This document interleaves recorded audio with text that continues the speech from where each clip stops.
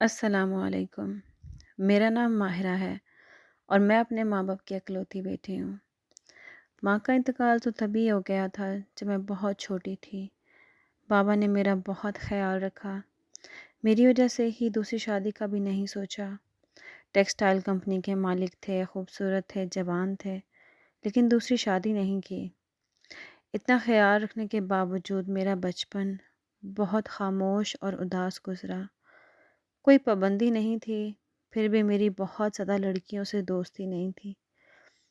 جب میں نے کالج کی پڑھائی ختم کی تو ایک دن بابا نے مجھے بلایا اور پوچھا، بیٹا تمہاری ماں تو ہے نہیں جو تم سے یہ بات کرے، اس لیے مجھے ہی کرنی پڑے گی۔ تمہاری عمر شادی کے قابل ہو گئی ہے، اگر تمہیں کوئی پسند ہے تو بتا دو۔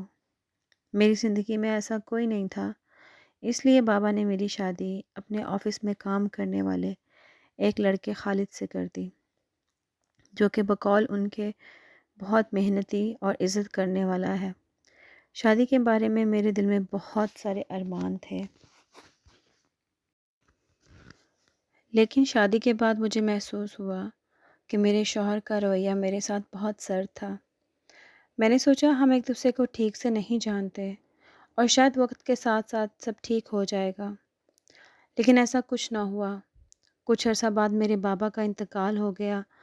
میں بالکل اکیلی پڑ گئی تھی، لیکن میرے شوہر کا رویہ بالکل ویسا ہی تھا۔ بابا کی کمپنی بھی اس نے سنبھال لی تھی۔ میں ہر وقت گھر میں پڑی بور ہوتی رہتی۔ وہ کمپنی سے بھی بہت لیٹ گھر واپس آتے اور جب گھر پر ہوتے تب بھی مجھے کوئی توجہ نہ دیتے۔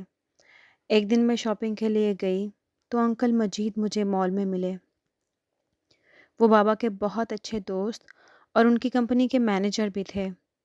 حال چال پوچھنے کے بعد وہ مجھے کہنے لگے، بیٹا اب اپنی کمپنی آیا کرو، انتظام دیکھا کرو اور بینک کا ریکارڈ بھی خود چیک کیا کرو۔ میں نے ٹالنے کی کوشش کی تو بھی ان کی یہی ضد تھی کہ مجھے سب کچھ خود سنبھالنا چاہیے۔ اگلے دن خالد کو بتائے بغیر میں آفس چلی گئی۔ ریکارڈ چیک کیا تو میں حیران رہ گئی، کیونکہ کمپنی کے اکاؤنٹ سے کسی نوریم نامی لڑکی کو ہر مہینے لاکھوں کی پیمنٹ کی جا رہی تھی۔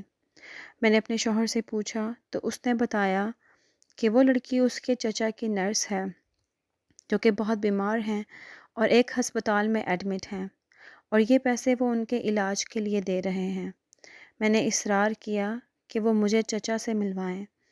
جب ہم ان سے ملنے پہنچے تو ان کی حالت واقعی بہت خراب تھی، لیکن ان کی عمر اتنی زیادہ نہیں لگ رہی تھی کہ وہ میرے شوہر کے چچا ہوتے، جبکہ نرس جو کہ ان کی دیکھ بھال کر رہی تھی وہ بہت خوبصورت اور جوان تھی۔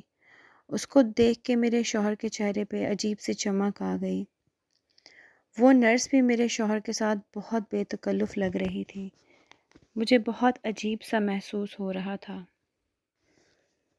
میں نے اپنے شوہر سے کہا کہ ہم آپ کے چچا کو گھر لے جاتے ہیں اور بہت اچھے ڈاکٹر کا انتظام کرتے ہیں، لیکن میرے شوہر نے منع کر دیا کہ گھر پہ ان کی دیکھ بھال اس طرح سے ممکن نہیں۔ گھر آ کر میں نے انکل مجید کو فون کیا کہ مجھے کوئی بندہ چاہیے جو میرے شوہر کا پیچھا کر سکے۔ انہوں نے اس کا انتظام کر دیا۔ وہ بندہ مجھے ہر روز خالد کی رپورٹ دیتا، اور میری حیرانی کی انتہا نہ رہی جب مجھے پتہ چلا کہ میرے شوہر آفس سے زیادہ ٹائم اس نرس کے ساتھ گزارتے تھے، اسے شاپنگ پر لے کے جاتے، ساتھ کھانا کھاتے اور مووی دیکھنے جاتے تھے۔ میں نے انفارمر سے کہا اب جب وہ ساتھ ہوں تو مجھے بتائیے گا۔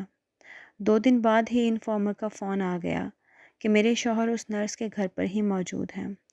جب میں وہاں پہنچی اور دروازہ کھٹکھٹایا تو دروازہ میرے شوہر نے ہی کھولا اور مجھے سامنے دیکھ کر حواس باختہ ہو گیا۔ میں نے اس کو پوچھا، آپ آفس کی بجائے یہاں کیا کر رہے ہیں؟ تو وہ بہانے بنانے لگا۔ جو شخص اس کی نگرانی کر رہا تھا وہ بھی میرے ساتھ ہی تھا، اور اس کے پاس ثبوت تھے کہ وہ ہر روز وہاں جاتا ہے۔ اتنی دیر میں انکل مجید بھی پولیس کے ساتھ وہاں پہنچ گئے۔ پولیس نے میرے شوہر کو دھوکہ دہی اور کروڑوں روپے کی بے ایمانی کے جرم میں گرفتار کر لیا۔ تفتیش کے دوران میرے شوہر نے اعتراف کیا کہ وہ اور نورین ایک دوسرے کو پسند کرتے تھے، لیکن میرے بابا کے احسانات کی وجہ سے وہ میرے ساتھ شادی کرنے پر مجبور ہو گیا تھا۔ نورین نے بھی اپنے ماں باپ کے پریشر کی وجہ سے اس شخص سے شادی کر لی، لیکن شادی کے بعد اس نے اپنے شوہر کو غلط میڈیسن دے کے اس حال تک پہنچا دیا تھا۔ جب نورین کا شوہر مر جاتا تو خالد بھی مجھے طلاق دے دیتے۔ پچھلے 4 سالوں میں وہ دونوں کروڑوں روپے بھی ہڑپ کر چکے تھے۔ خالد کے اعتراف کے بعد پولیس نے نورین کو بھی گرفتار کر لیا اور وہ دونوں ایک لمبے عرصے کے لیے جیل میں چلے گئے۔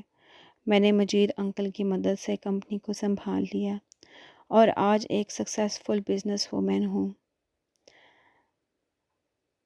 اس کہانی سے ہمیں سبق یہ حاصل ہوتا ہے کہ برے کام کا ہمیشہ برا ہی نتیجہ ہوتا ہے۔ اور بھی سبق آموز کہانیوں کے لیے ہمارے چینل کو لائک اینڈ سبسکرائب کریں۔ Thank you.